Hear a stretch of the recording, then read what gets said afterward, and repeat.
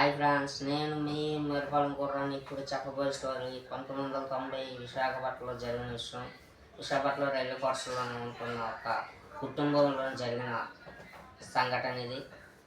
ఆ ఉద్యోగ పరంగా ఒక అతను పేరు సాయి. అతను ఏమొచ్చేసి కొనుగోలు వెళ్ళారు.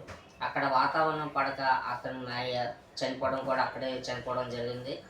అతను ఆ రోజు రాత్రి దాదాపు ఒక 1 గంట 2 ఆ ప్రాంతంలో అతన్ని తీసుకురావడం జరిగింది. తీసుకొచ్చిన 3 రోజుల్లోని అతను తన సంవత్సరాలైన 3 రోజులకి అతను కింద ఇంట్లోని ఇంకొక ఉద్యోగస్తుల కుటుంబం ఉంటే అనుకోకుండా ఆ రోజు వాళ్ళకి ఒక తలుపు చప్పుడు వినబడతాయి.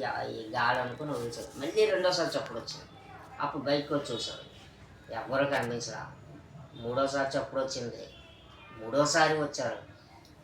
ఈసారి ఎప్పుడు వచ్చారు చెప్తారో లేదంటే అప్పుడు అతని తాలూకా ఆత్మ అనేది వాళ్ళకు కనబడితే నువ్వు చనిపోయి ఇప్పుడు 3 రోజులైంది, అయినా కూడా నువ్వు మా ఇంటికి తలుపు కొడతావా?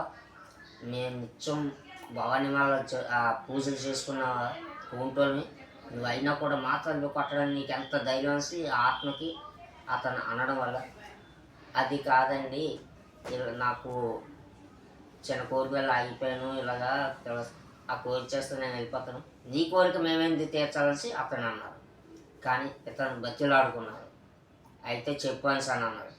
చెప్పు అంటే అతను పెద్ద కూతురికి పెళ్లి చేయమని, ఏదైనా సంబంధం చూసి పెళ్లి చేయండి, మా పెద్ద కూతురు చాలా మంచిది, కానీ తనలా నేను ఇలా చనిపోతాను సార్ అనుకోలేదు, ఎన్నో ఆశలు పెట్టుకున్నాను నా కూతురు మీద, కానీ ఇలా జరిగింది.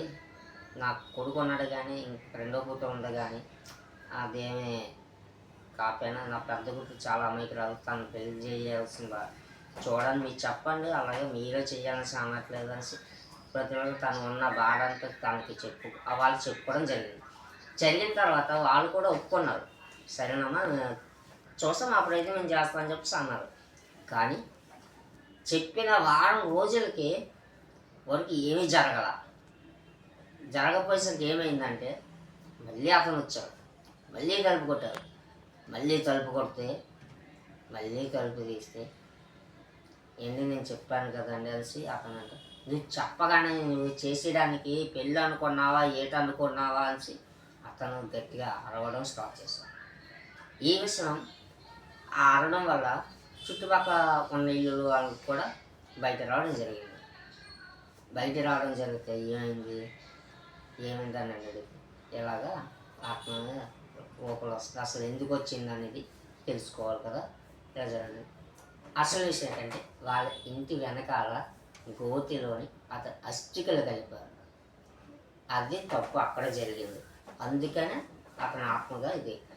అతను మరుసటి రోజు ఆ ఇంట్లో తిన్న తర్వాత వాళ్ళ అబ్బాయి ఏమో అస్థికలు కలిపిన తర్వాత ఆత్మ అనేది కనబడలేదు. ఇది నిజంగా జరిగిన స్టోరీ. ఈ వీడియో మీకు నచ్చినట్లయితే షేర్ చేసి, సబ్స్క్రైబ్ చేసి, లైక్ కొట్టండి.